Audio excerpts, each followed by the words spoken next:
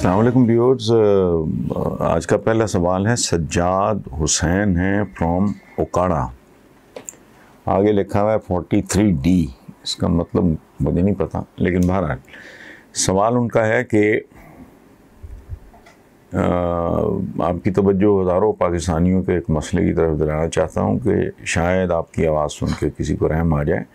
میرے جیسے ہزاروں پاکستانی جو سعودی عرب میں کام کر رہے تھے، کرونا کے باعث حالات خراب ہونے کے بعد سے اب تک پاکستان میں اپنے گھروں میں بیٹھے ہیں، کیونکہ سعودی عرب کے لیے فلائٹس بند ہیں.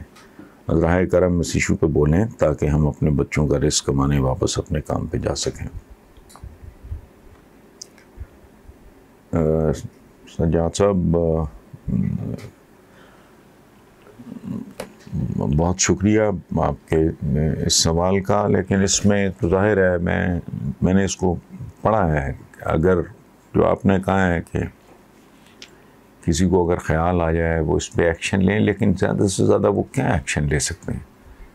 اگر کسی ملک کی لوکل کنڈیشنز کے مطابق ہے، مجھے نہیں پتہ وہاں حالات کیا ہیں، تو جیسے ادھر آپ پریشانی میں یقین سے کہہ سکتا ہوں کہ وہاں بھی ان کو اس طرح کی پریشانی ہوگی، چونکہ کوئی بھی آرگنائزیشن اپنے ورکرز کے بغیر تو نہیں چل سکتی. تو let's hope for the best. Allah پاک سے دعا مانگیں، اور باقی اگر ان میں سے کوئی سن رہا ہو حکومتی لوگوں میں سے، تو وہ اگر کچھ کر سکتا ہے تو کرے. اس کے علاوہ ظاہر ہے اور کیا کر سکتے ہیں. میں ذاتی طور پہ دعا گو ہوں کہ اللہ آپ کو، باقی تمام پاکستانی بھائیوں کو اس طرح کے ہر، بلکہ کسی بھی قسم کے مسائل سے اور امتحانوں سے محفوظ رکھیں. جی محترمہ عشرت جہاں ہیں، مری روڈ راولپنڈی سے. وہ کہتی ہیں کہ جی میں 25 سال سے تعلیم و تدریس کے میدان میں فرائض ادا کر رہی ہوں. ٹیچر سے پرنسپل بن گئی. میں نے بچوں اور نوجوانوں کے رویوں اور طرز عمل کو غور سے دیکھا. آپ یقیناً اس بات سے اتفاق کریں گے کہ ہماری نوجوان نسل کے غیر اخلاقی رویوں اور سرگرمیوں اور مختلف جرائم میں ملوث ہونے کی اصل وجہ یہ ہے کہ انہیں کرنے کو کوئی اور کام ہے ہی نہیں. کھیلوں کا فروغ اور صحت مندانہ سرگرمیوں کی طرف نوجوانوں کو راغب کرنا ہمارے حکمرانوں کے لیے کبھی قابل غور چیز نہیں رہی. کیا آپ اس سمت میں آواز بلند کریں گے؟ تو دیکھیں بہن، میں نے کیا بلند کرنی ہے، آپ نے آواز بلند کی ہے اور بالکل درست کیا ہے. میں نے تو آپ کی آواز میں اپنی آواز ملائی ہے، اور خاصی حد تک، 100% نہیں لیکن خاصی حد تک آپ کا جو یہ آپ کی پریشانی، آپ کا تبصرہ، آپ کا تجزیہ وہ درست ہے. میں اس میں صرف ایک آدھ چیز کا اضافہ کروں گا، اور وہ یہ کہ بچے اگر چاہیں تو اتنا قحط اور کال نہیں ہے. کوئی نہ کوئی اپنے لیے ایکٹیویٹی بچے ڈھونڈ لیتے ہیں، اور خاص طور پہ آج کل جو یہ بہت ہیلدی تو نہیں اگر اب نارمل ہو جائے، لیکن بہرحال اٹ از این ایکٹیویٹی پوری دنیا میں چل رہی ہے. ایک ایکولی سنگین مسئلہ جو میں محسوس کرتا ہوں کہ پیرنٹس، جس طرح ہمارے پیرنٹس یا آپ کے پیرنٹس نے توجہ دی ہوگی تربیت پہ اور آپ کی گرومنگ میں یا ٹرمنگ میں، وہ شاید آج کل کے پیرنٹس جو ہیں وہ اتنی توجہ نہیں دے پا رہے ہیں. ان چیزوں کا بہت سارا تعلق مانیٹرنگ سے ہے، خاص طور پہ جس طرح کا یہ زمانہ ہے. ہمارے زمانے میں تو معاملات ہی اور تھے. میں اپنے کی بات کر رہا ہوں. بڑی لمیٹڈ سی صورتحال ہوتی تھی اور بہت کم امکانات تھے کسی بچے کے بہکنے کے یا پٹڑی سے اترنے کے. اب کتنا رولا پڑا ہوا ہے، سمجھ نہیں آتی. سو بچوں پہ فوکس رہنا پیرنٹس کا، ان کو مانیٹر کرنا، ان کے دوستوں پہ، کلاس فیلوز پہ، آنے جانے والوں پہ نظر رکھنا، ان کے ٹائمنگز وغیرہ کو آبزرو کرنا، اور ان کو بتاتے رہنا اچھے اور برے کے بارے میں. میرا خیال ہے دیٹ از آلسو جو آپ کہہ رہی ہیں وہ بہت ضروری ہے. آئی انڈرسٹینڈ اور میں آپ سے ایگری کر رہا ہوں. لیکن ساتھ ساتھ میرا خیال ہے کہ پیرنٹس کو، چونکہ یہ تو ہم اچیو کر سکتے ہیں اگر ہمارے جو بچوں کے جو ماں باپ ہیں وہ تو کر سکتے ہیں. کھیلوں کے میدان تو راتوں رات نہیں بن سکتے، اور ایک ملک جو ویسے ہی قرضوں کی دلدل میں دھنسا ہو وہ اس طرف اگر کرنا چاہے. اب اس وقت تو پریکٹیکلی ملک کا پرائم منسٹر، ملک کا کیا دنیا کا ایک آؤٹ اسٹینڈنگ کھلاڑی ہے، لیکن جو ملک کے اقتصادی حالات ہیں وہ کھیلوں کے میدان کو دیکھے یا IMF کی وہ شرائط کو دیکھیں، تو پیرنٹس کو چاہیے کہ وہ اپنی توجہ مزید ذرا بچوں کی طرف اس کو کریں. باقی بہرحال میں نے تو آپ کی آواز کے ساتھ آواز ملا دی. یہ جی عثمان اورکزئی ہیں انقرہ ترکی سے. تو پیغام ہے ان کا کہ جی میرے جاننے والے صاحب اکنامکس کے پروفیسر وہ کہتے ہیں کہ صرف ایمانداری سے ملک نہیں چلتا. خان صاحب کو اپنے جیسے لوگوں کی ٹیم اپنے ارد گرد کھڑی کرنی پڑے گی. اس حوالے سے آپ کی کیا رائے ہے؟ عثمان اورکزئی صاحب تھینک یو ویری مچ. آپ نے رابطہ کیا اور آپ میرے ایک انتہائی پسندیدہ ملک میں موجود ہیں. اللہ آپ کو اپنی حفظ و امان میں رکھے، اور اس ملک کو بھی. ترکی سے میری بہت زیادہ جذباتی وابستگی ہے. جو آپ کا سوال ہے، جو اکنامکس کے پروفیسر صاحب نے جو کہا ہے وہ بات 100% درست ہے. ایک آدمی دیانتدار ہو سکتا ہے لیکن اس کو ساتھ ساتھ فنکار بھی ہونا چاہیے نا اپنے فن کا. ایک آدمی بہت دیانتدار ہے، پرہیزگار ہے، گاڑی اس کو چلانی نہیں آتی، کیا آپ اسے کہو گے؟ ایک بندہ ہے وہ ولی اللہ کے منصب اور مرتبے پہ پہنچا ہے، تو آپ اس کو کہہ سکتے ہو کہ بھی اپنی روحانیت کے بلبوتے پہ ذرا F-16 اڑاؤ؟ ایسے نہیں ہوتا.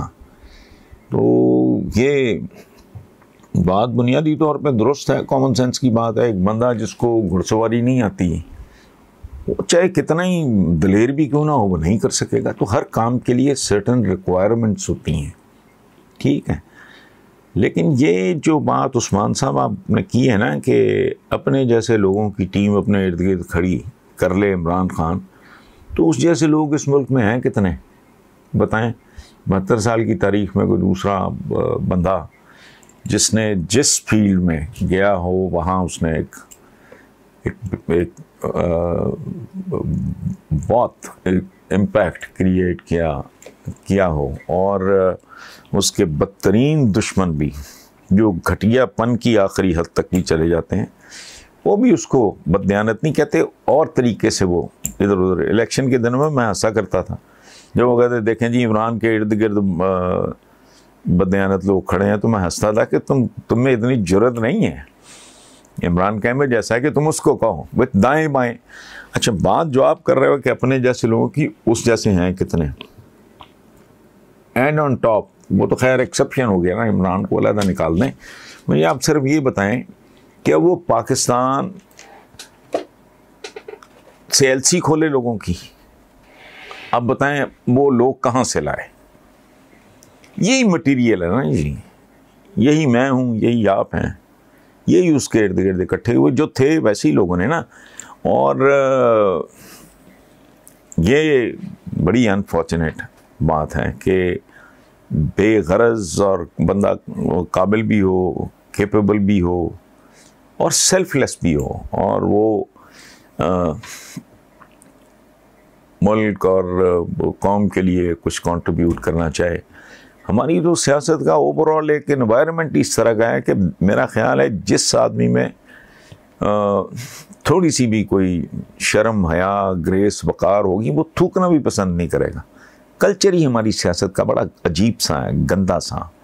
یہ اس میں کوئی میرٹ شیرٹ تو ہے نہیں. بس چمٹ چمٹ گئے، دھکے دھکے کھاتے رہے، خوش آمد، چاپلوسی، فلانا، کو پیسہ، میں اس طرح کی حرکتیں کر کے اندازہ لگائیں کوئی مطلب میں کیا بات کروں، مجھے بات کرتے ہوئے حیا آ رہی ہے کہ جی اب بھٹو صاحب، پھر ان کی صاحبزادی، پھر ان کے داماد زرداری صاحب، پھر آگے ان کا بیٹا، اب اگر اس طرح ہی اسی کو جمہوریت آپ نے کہنا ہے تو کہتے رہیں۔ ہماری سیاست ایک خاص طرح کے لوگ اس میں آتے ہیں۔ اچھا، اور کمال یہ ہے، یہ اتنا مکروہ کام ہے، اتنا یہ گندا دھندا ہے، اس کی تفصیلات میں جاتے ہوئے بھی گھن آتی ہے کہ جو بندہ افورڈ کر سکتا ہے کمفرٹیبلی، یعنی وہ 5-10 کروڑ روپے الیکشن پہ بھی خرچ کر دے، وہ بھی جب دیکھتا ہے کہ یار یہ کیا گندا مٹیریل ہے، ان لوگوں کے ساتھ میں جلسے جلوس ہیں، فلانا ڈمکانا، دفع کرو، لعنت بھیجو، کو اور کام کر لو۔ ملک کی خدمت کرنے کا اگر آپ کو اتنا شوق ہے تو اس کے 20 طریقے ہیں، جاؤ جا کے عیدی بن جاؤ۔ تو اس لیے بس آپ کی بات 100% درست ہے، لیکن اس میں ایک ہی کمی ہے کہ اپنے جیسے لوگوں کی ٹیم وہ کہاں سے لائے؟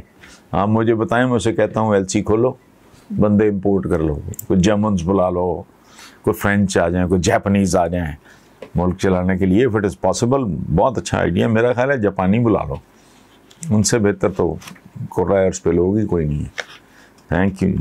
یہ جی جیون خان ہیں حیدرآباد سندھ سے، وہ کہتے ہیں جی پاکستان اور پاکستانی عوام کو پراڈو میں سوار گن مینوں میں گھرے ارب پتی سیاستدانوں سے چھٹکارا ملنے کی کب تک امید ہے؟ تو کیا کبھی کوئی ایک عام غریب پڑھا لکھا باصلاحیت نوجوان بھی اپنے علاقے کے لوگوں کی خدمت کے لیے میدان سیاست میں قدم رکھ سکے گا؟ اور کیا تحریک انصاف میں آپ کو ایسا رجحان نظر آتا ہے؟ نہیں جی، میں بالکل نہیں۔ بڑی دیر تک عمران خان نے یہ ضد پہ وہ اڑا رہا کہ میں نے الیکٹیبلز اور یہ اس طرح کے جو موروثی اور یہ اور وہ جو الٹیمیٹلی وہ گراؤنڈ ریالٹیز جو ہیں وہ اپنا آپ منوا لیتی ہیں، اس کو کمپرومائز کرنا پڑا، ہو نہیں سکتا۔ ہمارے یہاں تو یہ سیاست ایک خاص طرح کا پیکیج ہے، وہ اس کے علاوہ نہیں۔ اس لیے میں کہتا ہوں کہ میں تو کبھی اس کو جمہوریت نہ کبھی سمجھا ہے، نہ میں اب سمجھتا ہوں، کیونکہ پاکستان کے عوام کی اکثریت، بھاری اکثریت نہیں، 90% سے زیادہ لوگوں کی نمائندگی تو کسی اسمبلی میں 1% بھی نہیں ہے۔ وہ جس قسم کے لوگ آپ کہہ رہے ہیں، مجھے پتہ ہے کہ آپ نے سمبولک سی بات کی ہے، ادروائز اس میں بیچاری پراڈو کا یا گن مینوں کا تو کوئی قصور نہیں۔ کسی کا کوئی سیکیورٹی پرابلم ہوئی ہے، اگر کسی کے پاس پراڈو تو اس کا مطلب یہ نہیں وہ برا آدمی ہے، لیکن بہرحال جو بات آپ کہہ رہے ہو اسی طرح کا مٹیریل ہے۔ تو جیون خان صاحب فی الحال ہمیں اسی تنخواہ پہ گزارا کرنا پڑے گا۔ کوشچن جی اس سیشن کا یہ ہیں شفیق حسین رائے بند لاہور، یہ ہمارے بیلی پور کے پڑوسی ہیں، چونکہ وہ رائے بند کے ساتھ ہے ہمارا۔ وہ کہتے ہیں جی PDM کے سربراہ مولانا فضل الرحمان صاحب نے پھر جلسے جلوسوں کا اعلان کر دیا ہے۔ میرا سوال یہ ہے کہ مولانا جی کو بیٹھے بٹھائے اچانک کیا مروڑ اٹھنے لگتے ہیں؟ شفیق حسین صاحب جیسے بہت سے لوگوں کو بہت سی قسموں کے دورے پڑتے ہیں، اسی طرح سیاسی لوگ جب اقتدار سے باہر ہوں تو وقار سے اپنی باری کا انتظار نہیں کر سکتے، اس لیے انہیں مختلف قسم کے دورے پڑتے رہتے ہیں۔ تو کوئی بات نہیں، اچھا شغل لگا ہوا ہے، لیکن یہ بالکل ایسے اقتدار اور اس طرح کے جو ہمارے لیڈرز ہیں ان کا اور اقتدار کا وہی تعلق ہے جو مچھلی اور پانی کا ہوتا ہے۔